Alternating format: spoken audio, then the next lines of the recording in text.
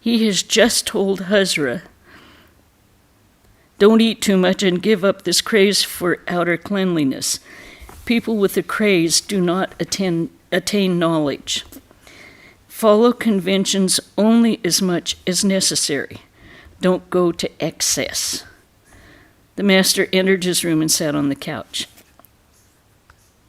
Sri Ramakrishna was resting after his midday meal when Surendra, Ram, and other devotees arrived from Calcutta.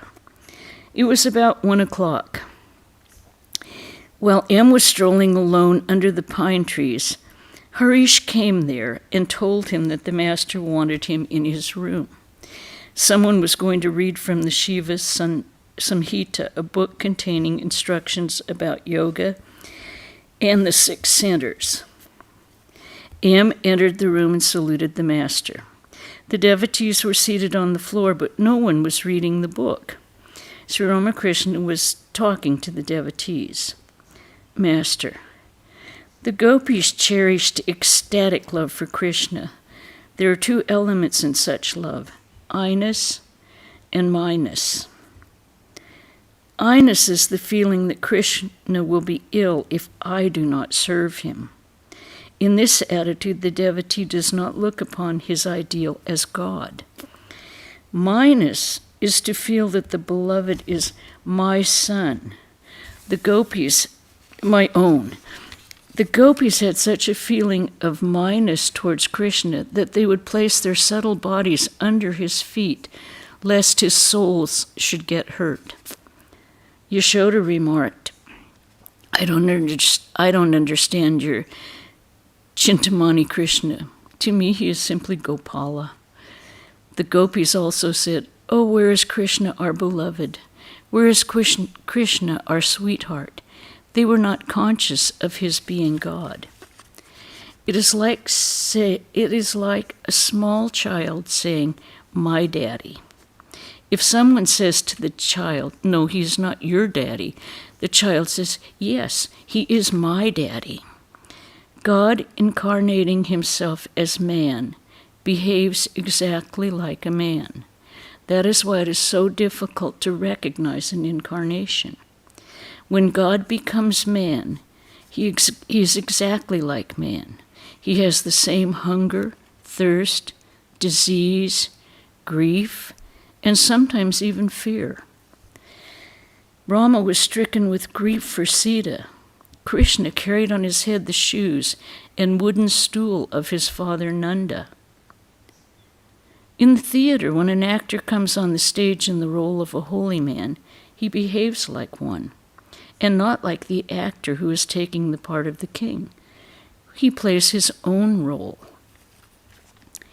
Once an impersonator dressed himself as a world-renouncing monk. Pleased with the correctness of his disguise, some rich people offered him a rupee. He did not accept the money, but went away shaking his head. Afterwards, he removed his disguise and appeared in his usual dress. Then he said to the rich people, please give me the rupee. They replied, why? You went away refusing our present. Why do you ask for it now? The man said, but then I was in the role of a holy man. I could not accept money. Likewise, when God becomes man, he behaves exactly like a man. At Vrindavan, one sees many places associated with Krishna's life. Surendra. We were there during the holidays. Visitors are continually pestered for money. The priests and others asked for it continually. We told them that we were going to leave for Calcutta the next day, but we fled from Vrindavan that very night. Master, why is that? Shame. You said you would leave the place the next day and ran away that very day? What a shame. Surendra, embarrassed. Here and there we saw the Babajis in the woods practicing spiritual discipline and solitude. Master, did you give them anything? Surendra, no, sir.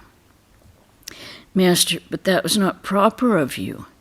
One should give something to monks and devotees. Those who have the means should help such persons when they meet them. I went to Vrindavan with Mathur Babu. The moment I came to the Dhruva Ghat at Mathura, in a flash I saw Vasudeva crossing the Jamuna with Krishna in his arms, in the footnote. The Dhruva Ghat is a bathing place in the Jamuna where, according to traditional, Vasudeva, the father of Krishna, crossed the river carrying his newborn child through a stormy night. Now, the rest of it was he had to give Krishna to Jashoda and take Jashoda's child because the evil king was killing all of the babies in the prison where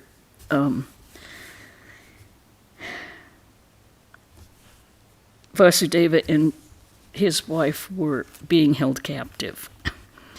One evening I was taking a stroll on the beach of the river. There were small thatched huts on the beach and big plum trees. It was the cow dust hour. The cows were returning from the pasture, raising dust with their hoofs.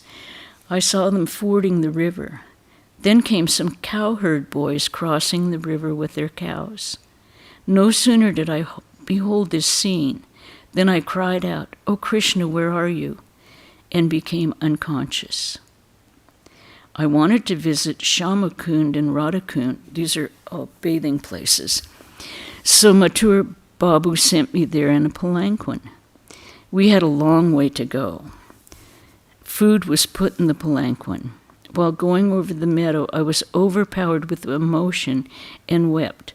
"Oh Krishna, I find everything the same, only you are not here. This is the very meadow where you tended the cows." Hridoy followed me on foot. I was bathed in tears. I couldn't ask the bearers to stop the palanquin. At Shyamakund and Radhakund, I saw the holy men living in small mud huts, facing away from the road lest their eyes should fall on men. They were engaged in spiritual discipline. One should visit the 12 Grove. I went into samadhi at the sight of the image of Banki Buhari. In that state, I wanted to touch it. I did not want to visit Govindaji twice. At Mathura, I dreamt of Krishna as the cowherd boy. Hridoy and Mathur Babu had the same dream. All of these names, Govindaji and Banki Bihari, are temples to Krishna that exist in Vrindavan. And usually you go around and visit all the temples. Everyone has a special aspect of Krishna. To Surendra. You have both, yoga and boga. There are different classes of sages, the Brahmarshi, the Devarshri, and the Rajarshri. Sukadev is an example of the Brahmarshi. He didn't keep even one book with him. An example of the Devarshi is Narada.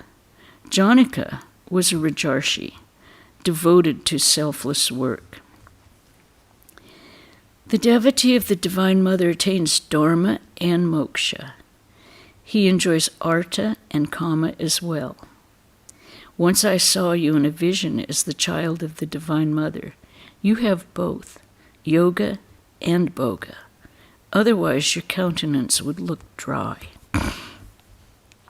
A man who renounces all looks dry. Once I saw a devotee of the Divine Mother at the bathing ghat on the Ganga. He was eating his meal and at the same time worshiping the Mother. He looked on himself as the Mother's child. But it isn't good to have too much money. I find that Jadu Malik is drowned in worldliness. It is because he has too much money. Nabin Niyogi, too, has both yoga and boga. I saw him and his son waving the fan before the image of the Divine Mother at the time of Durga Puja. Surendra, sir, why can't I meditate? Master, you remember God and think of him, don't you? Surendra, yes, sir. I go to sleep repeating the word mother. Master, that is very good. It will be enough if you remember God and think of him. Sri Ramakrishna had taken Surendra's responsibilities on himself. Why should Surendra worry about anything? It was evening. The master was sitting on the floor of his room with the devotees. He was talking to them about yoga and the 6 centers. These are described in the Shiva Samhita. Master, Ida, Pingala, and Sushumna are the 3 principal nerves. All the lotuses are located in the Sushumna. They are formed of consciousness, like a tree made of wax. The branches, twigs, fruits, and so forth, all of wax. The Kundalini lies in the lotus of the Muladhara. That lotus has 14 petals. The primordial energy resides in all bodies as the Kundalini. She is like a sleeping snake, coiled up, of the form of a sleeping snake, having the Muladhara as her abode. To M, the Kundalini is speedily awakened if one follows the path of bhakti. God cannot be seen unless she is awakened. Sing earnestly and secretly in solitude. Waken, O Mother, O Kundalini, whose nature is eternal bliss. Thou art the serpent coiled in sleep in the lotus of the Muladhara. Ram Prasad achieved perfection through singing. One obtains the vision of God if one sings with a yearning heart. M. Grief and distress of mind disappear if one has these experiences but once. Master, that is true. Distress of mind disappears forever. I shall tell you a few things about yoga. But you see, the mother bird doesn't break the shell until the chick inside the egg is matured. The egg is hatched in the fullness of time. It is necessary to practice some spiritual discipline. The guru no doubt does everything for the disciple, but at the end he makes the disciple do a little work for himself. When cutting down a big tree, a man cuts almost through the trunk. Then he stands aside for a moment, and the tree falls down with a crash. The farmer brings water to his field through a canal from the river. He stands aside when only a little digging remains to be done to connect the field with the water. Then the earth becomes soaked and falls of itself, and the water of the river pours into the canal in torrents.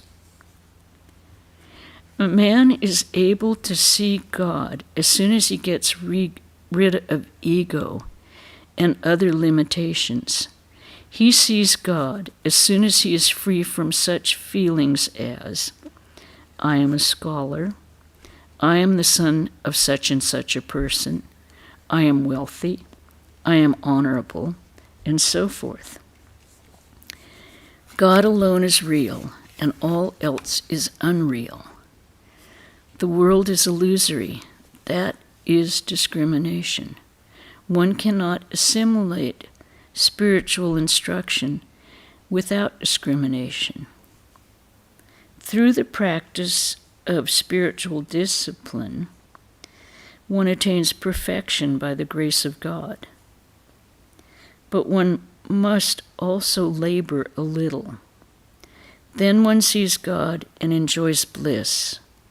If a man hears that a jar filled with gold is buried at a certain place, he rushes there and begins to dig. He sweats as he goes on digging. After much digging, he feels the spade strike something. Then he throws away the spade and looks for the jar. At the sight of the jar, he dances for joy. Then he takes up the jar and pours out the gold coins. He takes them into his hand, counts them, and feels the ecstasy of joy. Vision, touch, enjoyment. Isn't it so? M. Yes, sir. The master went silent a moment and then went on. Master, those who are my very own will come here even if I scold them. Look at Narendra's nature. At first, he used to abuse my mother Kali very much. One day I said to him, "Rascal, don't come here anymore." He slowly left the room and prepared a smoke. He who is one's own will not be angry even if scolded. What do you say? That is true, sir. Master, Narendra is perfect from his very birth. He is devoted to the ideal of the formless God. Smiling. Whenever he comes here, he brings along great excitement.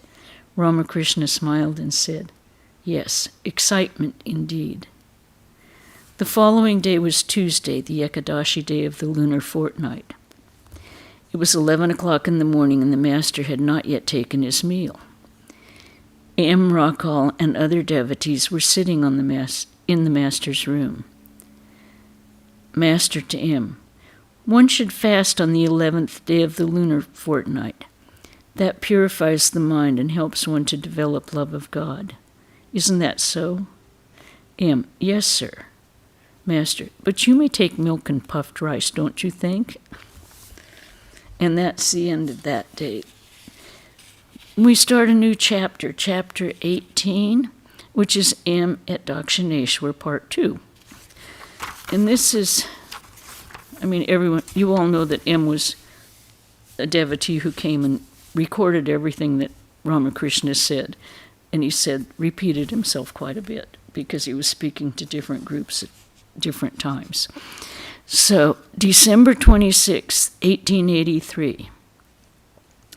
Sri Ramakrishna, accompanied by Manilal Malik, and several other devotees, was in a carriage on his way to Ram's new garden. The garden, which Ram had recently purchased, was next to Surendra's. Ram adored the master as an incarnation of God.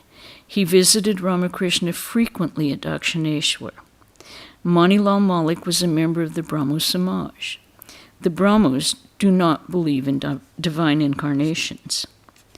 Master to Manilal, in order to meditate on God, one should try at first to think of him as free from upadis, limitations. God is beyond upadis. He is beyond speech and mind. But it is very difficult to achieve perfection in this form of meditation.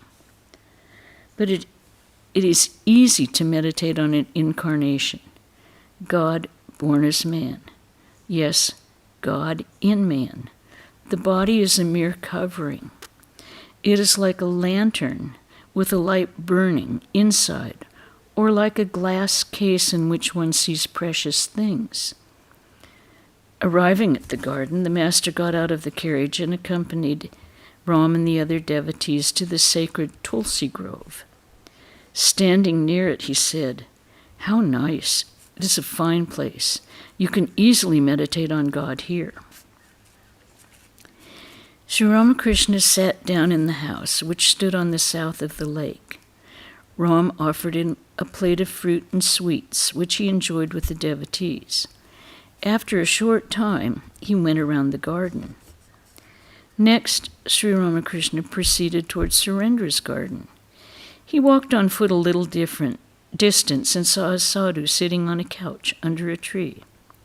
At once he went up to the holy man and joyfully began a conversation with him.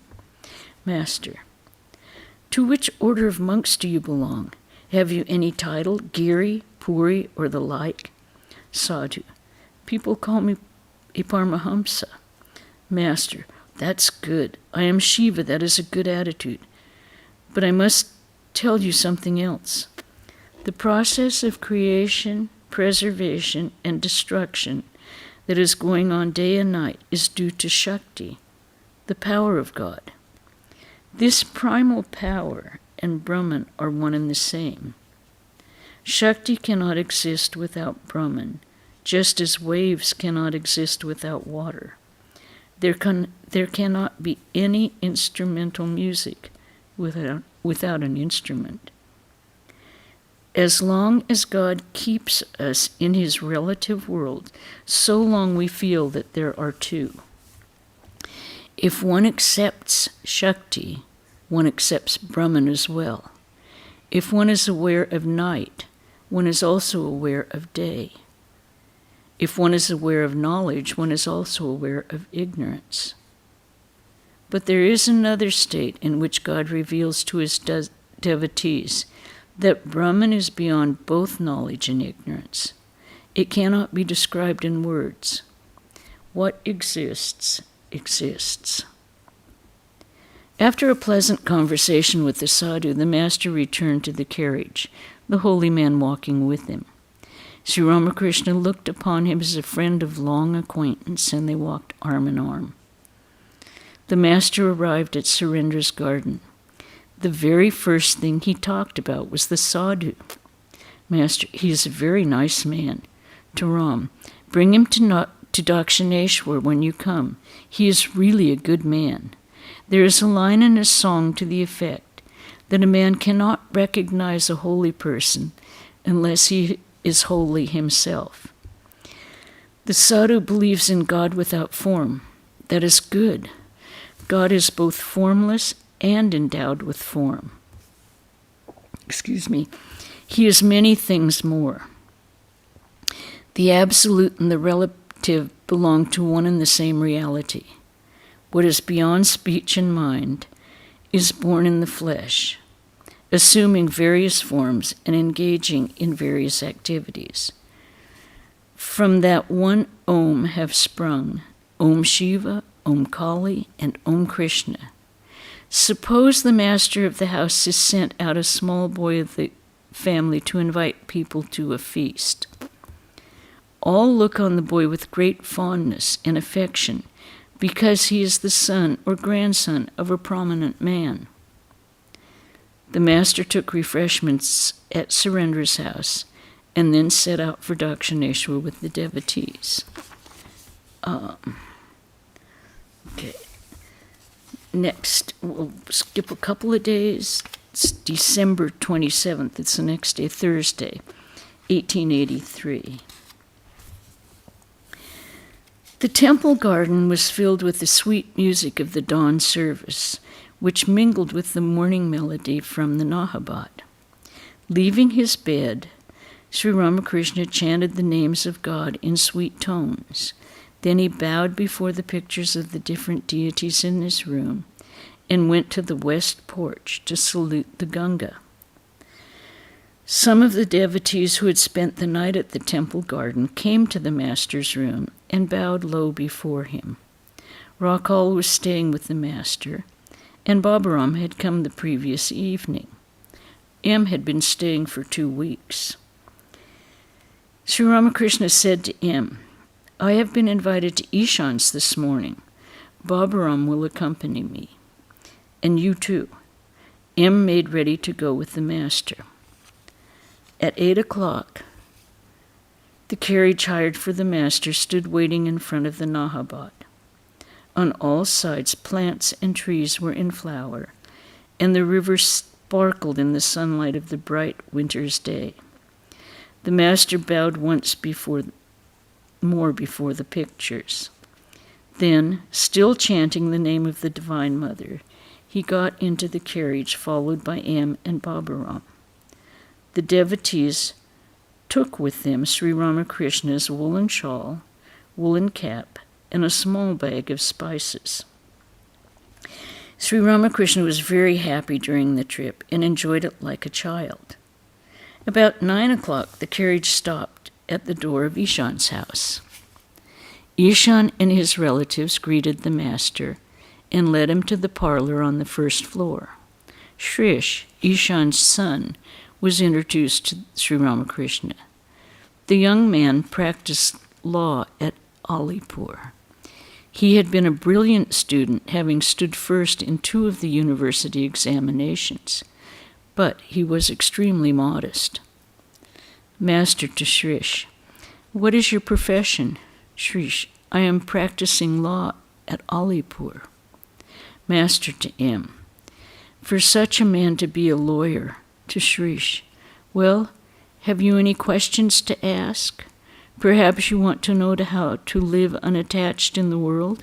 Isn't that so? Shrish. Under the pressure of duties, people do many unrighteous things in the world. Further, some are engaged in good work and some in evil. Is this due to their actions in previous births? Is that why they act this way? Master. How long should a man perform his duties? As long as he has not attained God. Duties drop away from after the realization of God. Then one goes beyond good and evil. The flower drops off as soon as the fruit appears.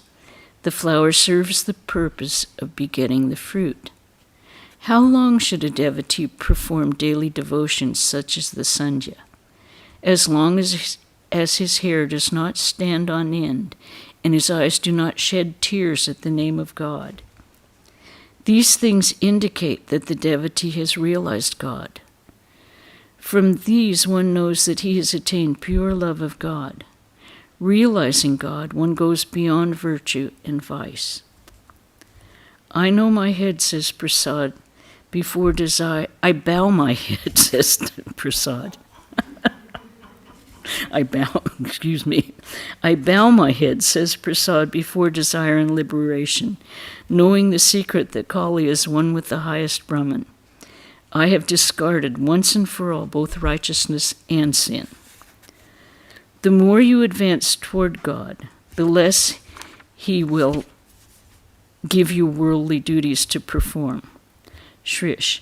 It is extremely difficult to proceed toward God while leading the life of a householder. Master, why so? What about the yoga of practice?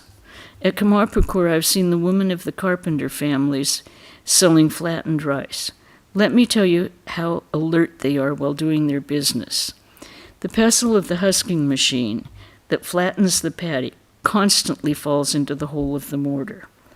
The woman turns the paddy in the hole with one hand, and the other holds the baby on her lap as she nurses it. In the meantime, customers arrive.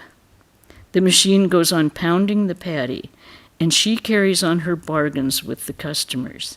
She says to them, "Pay the few pennies you owe me before you take any more." You see, she has all these things to do at the same time. Nurse the baby, turn the paddy as the pestle pounds it, take the flattened rice out of the hole, and talk to the buyers. This is called the yoga of practice.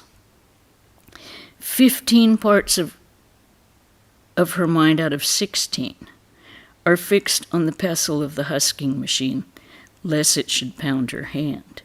With only one part of her mind, she nurses the baby and talks to the buyers. Likewise, he who leads the house of a householder should devote 15 parts of his mind to God. Otherwise, he will face ruin and fall into the clutches of death. He should perform the duties of the world with only one part of his mind. A man may lead the life of a householder. Oh, I think we'll stop there because he continues telling more about how to lead the life of a householder after attaining knowledge.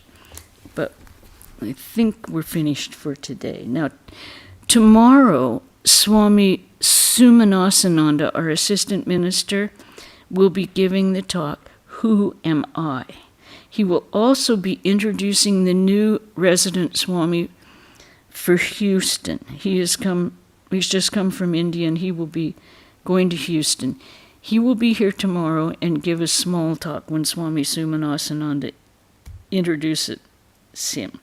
His name, which I'm having a real problem with, is Kirti Pradhananda. It's a hard one for me to get my tongue around. Kirti Pradhananda, he's the new resident monk. Then on Wednesday, we'll have our regular reading of Memories of a Loving Soul, Swami Premananda. And on Saturday. Do we have another Saturday in September? I don't think we do. I think the next Saturday will be September 2nd. And we'll have the gospel reading as usual at 5 o'clock. So tomorrow, Who Am I? With Swami Sumanasananda, and we'll meet the new Swami for Houston. Any questions about anything we read today? Any comments? A lot of, expecting a lot of some previous knowledge of some of the things we've talked about and some of the myths of Krishna's life, but all easily. I've never, oh, sorry. I have a question. I've never heard that expression, the yoga of practice. Would that be, what would that be in Sanskrit or Bengali or? You know, I don't know. Yeah. I'm sorry? Abhyasa? Abhyasa yoga. Okay, For me, it would be kind of, well, yeah, Abhyasa yoga. I don't do Sanskrit very well. Okay, but I'm glad you asked that, Sunanda, because I hadn't thought of that. I've never heard that expression. Yeah, it's good. Okay. Abhyasa. All right, so we'll end with a chant. Om Shanti, Shanti, Shanti. Hari Om Tat Sat Sri Ramakrishna Arpanamastu. See you.